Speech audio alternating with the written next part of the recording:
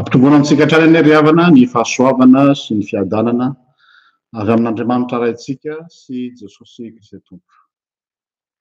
Faly miarabantsika rehetra indray mahatratra izao alahady fa 20 ny volana May taona 2024 izao, ary miarahaba manokana ianareo renim-pianakaviana rehetra any Madagasikara, isika malagasy renim-pianakaviana mielipatrana manerana izao tontolo izao, manaraka ny fandarana logos isaky ny alahady maraina.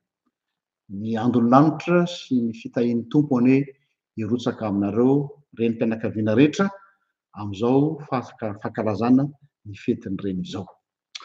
Zay no ela fa hirositsika amin'ny fandrenesana ny afatry ny tenin'ny soratra masina ka manasa anareo hiaraka hivavaka isika. Mbola velom-pisaorananao zay Jesosy fa tsy omenao anjara ary tsy diso anjara amin'izany koa amin'ity maraina ity. Eny ianao koa dia tahaka an'ireny izay misahirana manangona ny zanakao, tahaka an'ireny akoho eo ambany elatrao, ka omenao ny anjara tandrifinay. Mangataka anao zay Jesosy io ny mba hanomezanao anay ny teninao, fa aina ho an'izay mahazo azy izany ary fahasalamana ho an'ny nofony rehetra. Ny anaranao Jesosy no angatana izany. Amen. Ny tenin'ny soratra masina zay akatsika ny afatry ny tenin'Andriamanitra amin'ity alahady fa 20 ny volana May ity dia ny teny ao amin'ny bokin'ny Apokalipsy 2:20 andiny 10 ka hatramin'ny 17. Apokalipsy 2:20 ny andiny 10 ka hatramin'ny andiny 17. Mivako toy izao amin'ny anaran'i Jesosy tompontsika. Ary nitondra ahy tamin'ny fanahy ho any tendrombohitra iray sady lehibe no avo izy, ka naneo ahy ny tanàna masina de Jerosalema midina avy tamin'Andriamanitra any an-danitra. Manana ny voninahitr'Andriamanitra izy, ny famirapiratany de tahaka ny vatosoa tena sarobidy, de tahaka ny vato jaspi manganohano toy ny vato kristaly. Manana manda lehibe sady avo sy vavahady 12 izy, ary eo amin'ny vavahady dia misy anjely 12. Ary misy anarana voasoratra eo, dia ny an'ny foko 12 amin'ny zanak'Israely. Eo atsinanana vavahady 3, eo avaratra vavahady 3, eo atsimo vavahady 3, eo andrefana vavahady 3. Ny mandan'ny tanàna dia misy fanorenana 12, ary misy anarana 12 koa eo, dia ny an'ny apôstôly 12 ny zanak'ondry. Ary ilay ny teny tamiko dia nanana fandrefesana volotara volamena andrefesan'ny tanàna sy ny vavahadiny ary ny mandany. Ny tanàna dia efamira, koa mitovy ny lavany sy ny sakany. Nandrefin'ny tanàna tamin'ny ka 2,000 sy 100 stadio, mitovy ny lavany sy ny sakany ary ny avo. Ary nandrefy ny mandany izy ka 450 akio, araka ny refin'ny olona dia ny an'ny anjely. Ny mandany dia vato jaspi, ary ny tanàna dia tena volamena toy ny fitaratra madio. Ny fanorenan'ny mandan'ny tanàna dia voaravaka vatosoa samihafa rehetra. Ny fanorenana voalohany dia jaspi, ny fanorenana faharoa dia safira, ny fahatelo dia kaldeona, ny fahaefatra dia emerauda, ny fahadimy dia sardonyx, ny fahaenina dia karneola, ny fahafito dia krisolita, ny fahavalo dia berila, ny fahasivy dia topaza, ny fahafolo dia krisopraso, ny faha-12 dia yankita, ny faha-12 dia ametista. Ny vavahady 12, ny perila 12, ny perila iray vavahady tsirairay, ny lalambe teo an-tanàna dia volamena tsy miharo toy ny fitaratra manganohano. Tsy nahita tempolo teo aho, fa ny tompo Andriamanitra dia nitsitoa sy ny zanak'ondry no tempolony. Ary ny tanàna dia tsy mba mila masoandro na ny volana hamirapiratra aminy, fa ny voninahitr'Andriamanitra no nanazava azy, ary ny zanak'ondry no fanazavana azy. Amen. apokalypsy toko faraiky amby roapolo andiny fafolo ka hatramin'ny andiny faha telo amby roapolo. Inona ny tsapanao eo ampianonany zany texte zany? Raha ny tsy mino no mandray zany, lazaintsika hoe athée na koa ireo agnostika, dia azoko antoka zato isan-jato fa tonga dia ikakakaka me ho torany ehy hoe zany ve de mba marina, zany ve de mba marina hoe tanàna volamena, émeraude, jaspy, safira, améthyste, chrysolite sy ny sisa sy ny sisa, ary mamirapiratra mangano any tahaka ny vera ozy izy, mbola mametraka ny finoanareo amina angano tahaka zany ve nareo?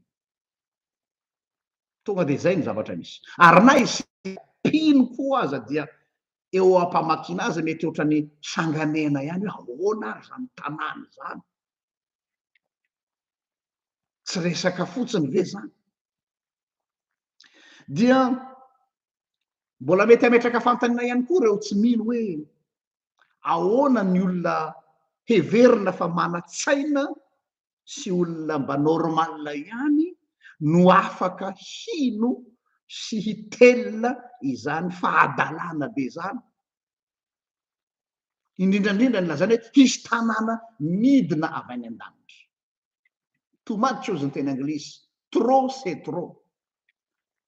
Raha mba hoe météorite milatsaka avy any an-danitra ngaha, raha ataotsika hoe extraterrestre koa, mialatsiny am'le vazivazy hoe zavatra anankiray sendra mba tsy hay mety nitsoropaka avy any an-danitra any na avy any amin'ny habakabaka any de latsaka teto amin'ny univers de mba possible ihany angamba, fa tanàna ray manontolo ve no idina eto amin'ity tany ity? Ahoana ny inonareo an'izany? Bêtise. Ary tanàna io de tsy vitan'izany fa tanàna zay lazainy hoe tsy hisy masoandro intsony na volana. Asa nazo nareo an-tsaina zany tiana tenena zany hoe tsy possible ny hisina fiainana am'zany, satria am'izao fotoana zao hitatsika tsara ny exploration ataon'ny mpikaroka na ny amin'ny NASA na ireo olona mpikirakira n'io habakabaka io de hoe mitady planeta azo iainana, vivable. Dia ny minimum ny zavatra tsy maintsy jerena de hoe misy source d'énergie ary planeta misy zavatra azo iainana. Eto nefany ny zavatra ampanantenanareo kristianina mpandrevy gadra sy mpanofy dia tanàna tsy misy masoandro, tsy misy volana, azo iainana ve zany? Donc paradoxal, donc tsy marina, tsy mitombo. Sy ny sisa sy ny sisa. Petraka ary ny fanontaniana, moa ve zany monde vaovao torianareo sy ampanantananareo kristiana zany ve tsy monde imaginaire, zany hoe tontolo foroniny sainareo? Efa niteny moa ny zareo communiste sy ny philosophe hoe nareo kristianina namorona concept ny amin'ny atao hoe paradisa mba hanadinona ny fanaintainan'ny nofo, hanadinona ny fijaliana sy ny fahoriana etỳ an-tany. Tsy vaovao zany fa efa natao tamitsika.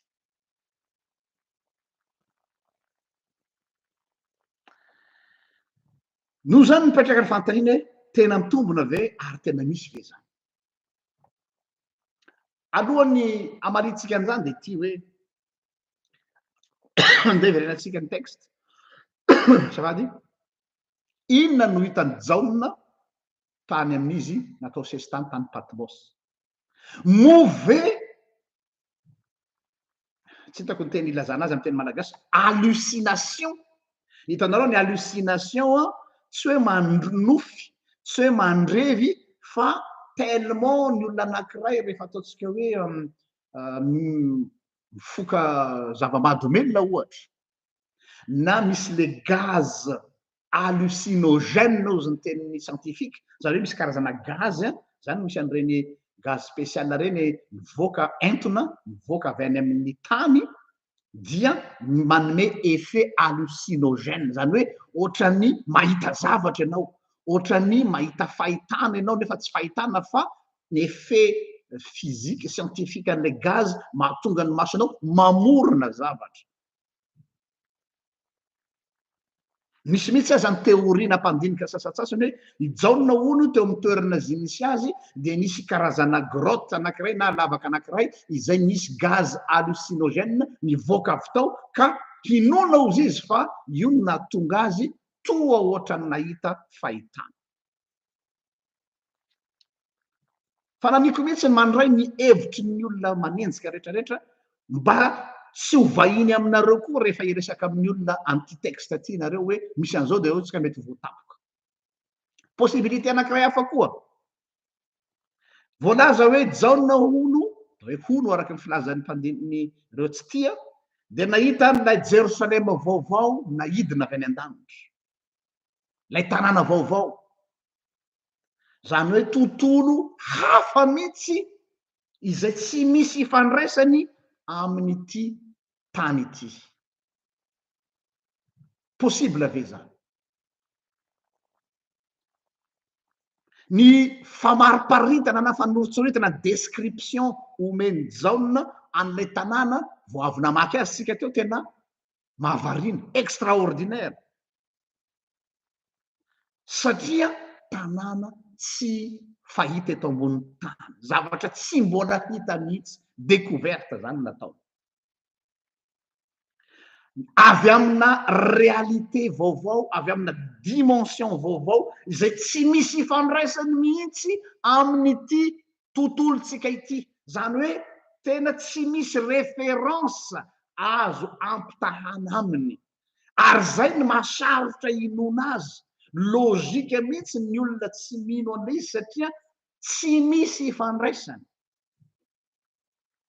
Il n'y a pas photo zany teny frantsay ka noho zany ho an'ny olona rationaliste ny olona manaraka ny atao hoe lojika dia normal le réaction zareo hoe monde imaginaire zany hoe monde noforononareo ka eto indrindra ny zavatra important zava-dehibe izay mila tsipihana amitsika dia izay indrindra tsika tsy mandositra n'izay fanakianana na fanivaivana izay hoe misy mihitsy ny atao hoe décalage de deux mondes différents. Misy décalage tsika malala tsara dikany atao hoe décalage horaire ohatra zao hoe ny ora eto Europa amin'izao fotoan'izao tsy mitovy amin'ny ora nareo any Madagascar, any La Réunion, any Mayotte, any États-Unis sy any Bangladesh sy ny sisa misy ny décalage io décalage io dia mampiseho hoe monde roa samy hafa ary samy manana ny réalité ka manoloana an'izay dia mipetraka ilay oam-pitenenana frantsay na le expression française manao hoe c'est trop beau pour être vrai na isika pino aza zao mety misy any amitsika ao perplexe na hoe salasala ihany amin'ny zay mety ho fahambarinany zany zavatra zany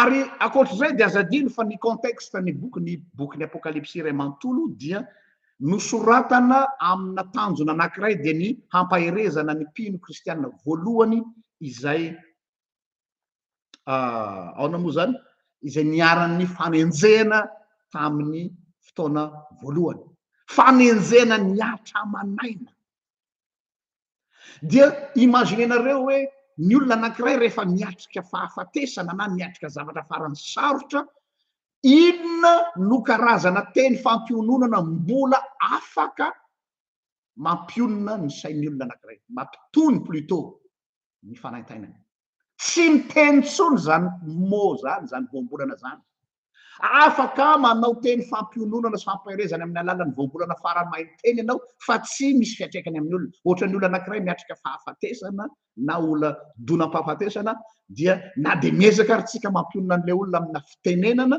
dia vao maika maninona ozy tsika mandoka ny fery anaty mamoa fotamandry noho izany manoloana n'izao fanenjena mivaivay sy ny fahafatesana miatra amin'ny fiangonana izao dia tsy maintsy mila zavatra matanjaka ihany koa miekilibre an'izany zavatra mafy ny ainany zareo zany dia izao fahitana napahitana any izy am'zany napahitana ny jaona izao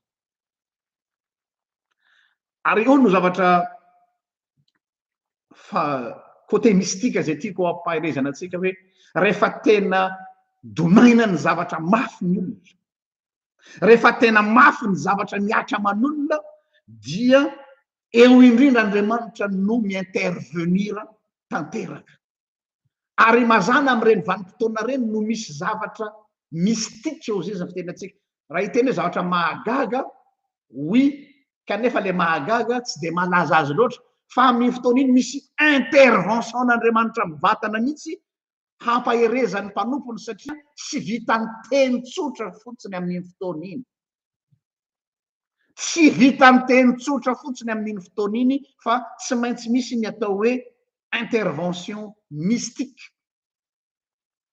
mba ampijoroana indray ireo mpanompony zay mafy ny mahazo azy satria azadiny ny zavatra nahazo an'ny fiangonana voalohany tsy hoe sanatria hoe manao tsinitsinina ny fahoritsika reto fa tsisy problema atsika sy ny fahoritsika am'izao fotoana zao ampijaliana azy ireo eritrereto fotsiny hoe natsipy tao anatin'ny toerana filanonana feno lioana de kepokepoany lioana tao izy mianakavy hatramin'ny zaza mambaivavy efa anteneniko teto angamba no hoan'izay nety nanaraka mba jerevo kely le film atao hoe Covadis Dominé zay ny titre an'le film amin'ny teny latine le titre fa izy amin'ny teny frantsay mety misy sur YouTube raha tsy diso Covadis Dominé izay namerina antsary amin'ny alalan'ny cinématographique ny fampijaliana ny kristianina voalohany fa tena hatramin'izao mbola zazazaza aho no nahita ny film io fa traumatisant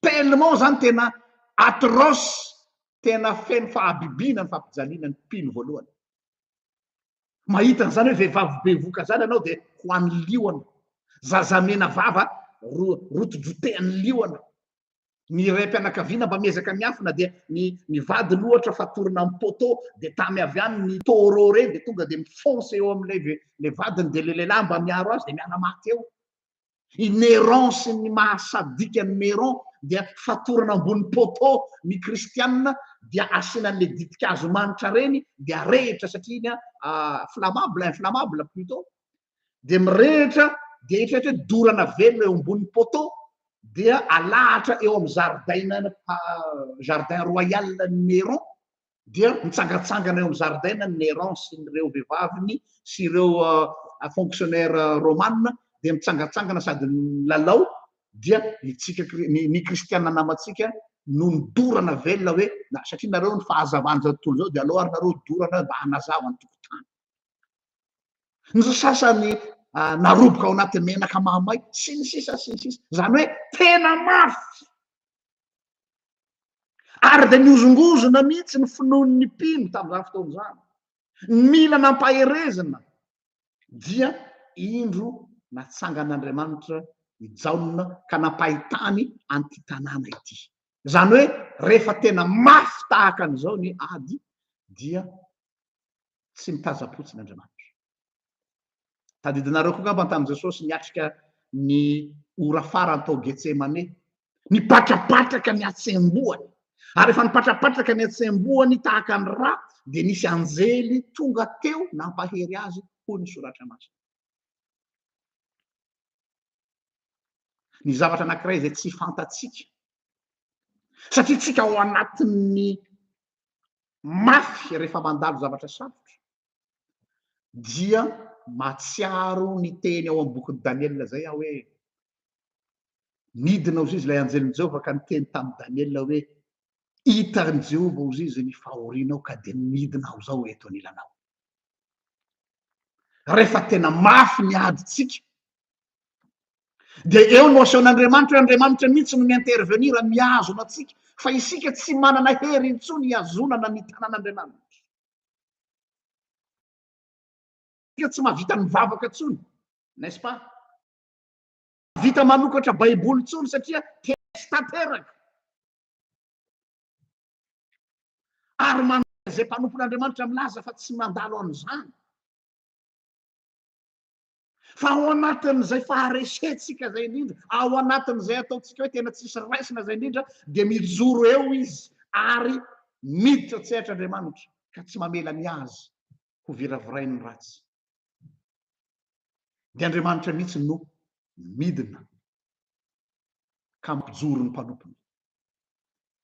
Dia mety hiteny anao ka nahoana za tsy mahatsapa an'izany paster? Raha ohatra zany ka mba mitovy amin'reto amin'ny apokalipsy reto, mba nahita hoe indro fa misy tanàna volamena midina mba hafahafa efa, zany hoe tsy mahita ninninne. Marina zany. Kanefa izao no zavatra fantaniko apetrako aminao, ianao mbola eto amin'izao fotoana izao miaino ahy io. Ianao mbola manaraka an'ity logos androany ity, mba azonao azavaina amiko ve inona ny mbola nahatonga anao tafajoro mandraka ankehitriny? Raha izay rivotra ny vakianao zay, raha izay lalatsarotra ny lalovanao zay, maninona ianao mbola tafatsangana? Dia mety hiteny ianao ka za manam-pinoana ka. Mety alaim-panahy ianao tena ka za naherin'ny vavaka ka. Mety hiteny manao hoe ka za olona matanjatsaina ka. Ny olona moa surtout rehefa après nandalo zavatsarotra ka tafavoaka ihany tao anatin'ilay zavatsarotra dia somary tsy somary fa mangalatra kely voninahitr'Andriamanitra zay hoe za aloha mafy zay nahazo azy fa natanjatsaina e, nahatraka e, nanao an'izao aho e. Mangalatra voninahitra tsika. Fa matoa ianao mbola io. Il y avait une main invisible qui était là. Mbola misy tanana niazona anao tao tsy nilatsaka anatin'ny lavaky ny fahaverezana. Zay le tenen'ny Salamo fahatelo amby fahadimapolo amby zato hoe misaoran'i Jehovah ary fanahiko ary zay misy adononao ny fitahiny rehetra zay nanavitra ny ainao tsy hidina any an-davaka. Teo izy ary eo izy fa tsy hitanao. Fa izao tahaka ny rivotra eo izy Jesosy tamin'ny Nikodemosy. Ny rivotra mitsoka am'izay tiny ka tsy hitanao fa ny akony ilay rivotra no hitanao. Inona ny akony? Ianao mbola mitsangana am'izao fotoana izao.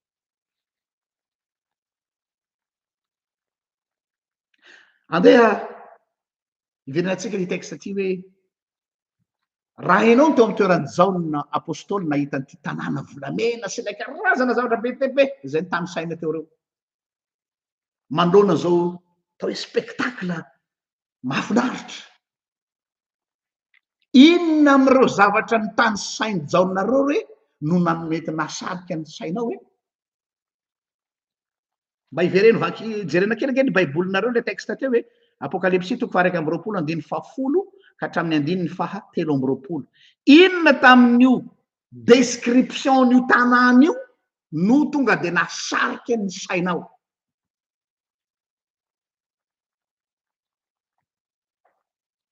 Avelako kely aloha nareo eritreritra. Inona tamin'io tanàna description nasarika tantarainy Jaona io lay hoe tahaka zao ny tanàna, tahaka zao ny tanàna, tena mahavarina, mahafinaritra, feno volamena sisa. Inona nasarika ansanareo? Azoko antoka tanteraka zato isan-jato fa isika rehetra dia ho nivanaka sy ho finaritra nijery an'ireto harembe volamena, pierre précieuse, karazany lafo vidy sy ny famirapiratay pierre précieuse. Tsika moa tia zavatra mamirapiratra, tsika olombelona. Tsika moa tia zavatra mirentireinty, tsika moa tia zavatra manaitra ny maso satria tsika ny faiblesse tsika olombelona dia eo am'izay atao hoe perception, ny manaitra ny maso, ny manaitra ny saina dia ino no mibaiko ny vatatsika ray manontolo, ino no mibaiko ny saitsika. fa zay zavatra tsy hitany masotsika tsy mampisainto antsika le zavatra mamirapiratra. Fa ity anefa ny zavatra nanaitra rehefa nyvakiko matetika ty texte ity, ary zay tena nahavanaka de ity ny raha namaky teo tsy ilay tanàna volamena, tsy ilay émeraude, tsy ilay chrysolite, tsy ilay améthyste, tsy ilay safira na de tena mahafinaritra zany, fa ny zavatra nanaitra am'ty texte ity dia ny filazany jaonety hoe io tanàna zay aidina avy any an-danitra io izy lay Jerosalema vaovao de tsy misy masoandro ary tsy misy volana. Io no navarina fa ahoana ary zany? Tanàna tsy misy masoandro ary tsy misy volana, fa ny misolo ny masoandro izy dia ilay zanak'ondrin'Andriamanitra. Ary anankiray koa adiniko tsy misy tempoly intsony. Ao, ina ny dikan'izany?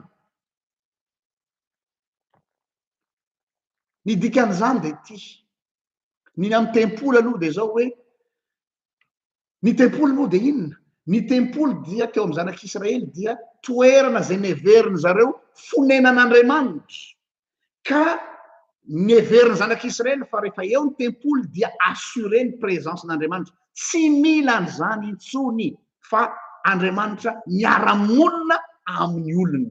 Hafako hatramin'ny taona maromaro no nitoritsika teto amin'ny PJRJL fa ny fiangonana izay everitsika hoe toerana zay hiaonantsika amin'Andriamanitra ary eny mbola izany aloha dia tsy miankina am'izany intsony ny présencen'Andriamanitra eo amin'ny olony, fa tian'Andriamanitra izy misy ho présent eo amin'ny andavanandrotsika. Fampaherezana zay nomen'Andriamanitra ny ny kristianina io satria tamin'ny fotoana io ny kristianina nenjehana ary no voaroka tsy mahazo miangona tany amin'ny tempoly tratra ny notaminy, tsy mahazo miditra ny tempoly tsony zanak'Israely ny kristianina zafady. De nasehony amin'ny alalan'ny fahitana hoe tsy miankina am'izany ny finoanareo. Raha mbola finoana miankina amin'ny fisina fiangonana ny finoatsika dia mbola mampieritreritra. Tsy miteny akory eto hoe tsy ilaina ny fiangonana. Fa raha sanatria avy ny vava, eritreretra, imagineo rapitso misy fanenjehana mivaivay eo amin'ny firenena misy anareo dia harodana sopitehina ny trano fiangonana. Mbola hahajoro amin'ny finoana ve ianao? Nisy vazivazy natao nikoto lehilahy mahitso ambo zay teto amin'ny Facebook teto omaly sa fakomaly hoe zaho izy manana projet ny hanakatonana ny trano fiangonana rehetra. De ho zaho hoe tsy mampiova ninninina eo, au contraire vao mainka hamirapiratra ny voninahitr'Andriamanitra. Satria ny finoanay tsy miankina amin'ny trano. Ny fiangonan'i Jesosy Kristy dia ny fiangonan'ny mino. Ary ny zanak'ondry no eo afovoany ka mamirapiratra eo aminy. Velomy ny filazantsara, velomy ny finoanan'i Jesosy Kristy. Ka plus ny pitehina ny tempoly, plus ny sakanana ny mpinitsy andeha ho any amin'ny tempoly, plus zareo namirapiratra tamin'ny voninahiny, tamin'ny finoany. Izay ny antony zay nanankiray. Ny faharoa, ny foanana ny masoandro sy ny volana. De zao sy ilay hoe tanàna vaovao, tanàna tsy misy an'izany rehetrarehetra zany hoe ny famirapiratana izay mety heverinao angononao eto amin'ity tany ity, zay heverinao zavatra farantsara indrindra, de tsy azo ampitahaina ny voninahitra anananao eto mitaha amin'ilay voninahitra zay homen'Andriamanitra anao maimaim-poana. Ary io lay masarotra inonan'ilay tanàna vaovao. Satria ny zavatra anatin'ny lojika atsika hoe ny voninahitra zay ananako, ny vola be zay ananako ohatra, ny trano be zay ananako, ny harena zay ananako, de vokatry ny fisasarako, sady zay ry zareo rationalista isany a.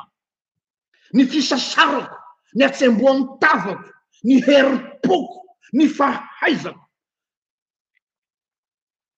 Voninahitra miankina amin'ny hatsemboana, voninahitra miankina amin'ny hasasarana.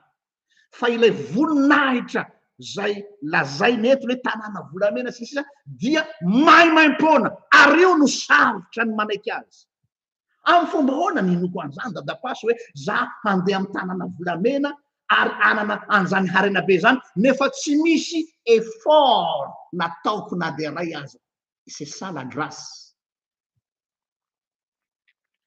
Izay le fahasoavan'Andriamanitra, ary zay fahasoavan'Andriamanitra zay dia mifanohitra amin'ny ration logika. Satria ny logika de hoe tsy maintsy mifofotra le tia vao mahazo voninahitra. Tsy maintsy misahirana vao mahita mangirana eto amin'ity tany ity. Fa ilay tanàna vaovao zay nampanantenainy Jesosy eto dia tanàna mamirampiratra, valeureux, tsy voavidy vola amin'ny karena nefa omena maimaim-poana. Zay le sary hoe tanàna midina avy any an-danitra, omena. Tsy hoe ianao no ho ao amin'ilay izy fa le izy no manatona anao. Hitanareo le logika ao anatin'le fahitana, misy dikan'le fahitana fa tsy hoe de mijery an'le tanàna fotsy tsara tarehy zany, misy volamena, misy améthyste, misy émeraude. Non, le fomba filazany jaonazy hoe tanàna nampidinina, zany hoe tsy misy ninninona nataonao, tsy misy contribution-nao tao, tsisy ariarinao tao.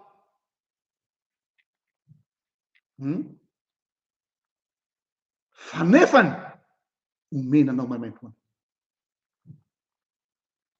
Io le lazaiko eto amin'ny lohateny hoe voninahitra tsy fampitaha. Eny, mety manana voninahitra ihany ianao eto amin'ity tany ity. Tsy haiko ny titre amam-boninahitra anananao eo amin'ny fiarahamonina, fonction anananao eo anivon'ny fiarahamonina, anindraindran'ny olonanao ka ametrahan'ny olonanao eo ambony piédestal. Oui, tsara zany, fa tsisy dikany izany voninahitra eo zany raha mitaha am'ity. Ary ity ny tena mahazendana, io voninahitra zay anananao io ny matimatesanao, namononao tena, nandadizanao tamin'ny tany, nahitanao ny tsy fahita, mety niaran-doza mihitsy azy anao vao tonga teo. Arabaina tokoa tafita. Fa tsy sanatria manivaiva an'izany a, fa raha mitaha am'ity voninahitra zay hosaloran'ny tompo atsika ity dia hiampahafoto. Voninahitra tsy fampitaha. Kanefa izay no fampahirezana nomen'Andriamanitra ny fiangonana tany voaenjika, hoe io no miandry anareo. Dia arak'ilay teneniko teo rehefa mandalo ady sarotra hoe aho tsy ampitsony ny teny.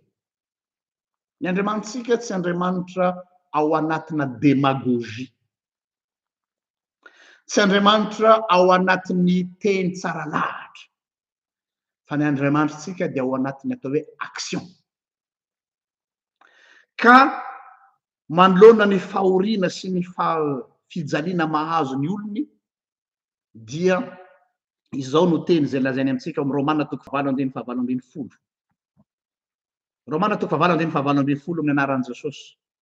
Fa ataoko fa ny fahoriana amin'izao andro ankehitriny zao de tsy tokony hoarina amin'ny voninahitra izay haseho amintsika. Averiko indray, fa ataoko fa ny fahoriana amin'izao ankehitriny zao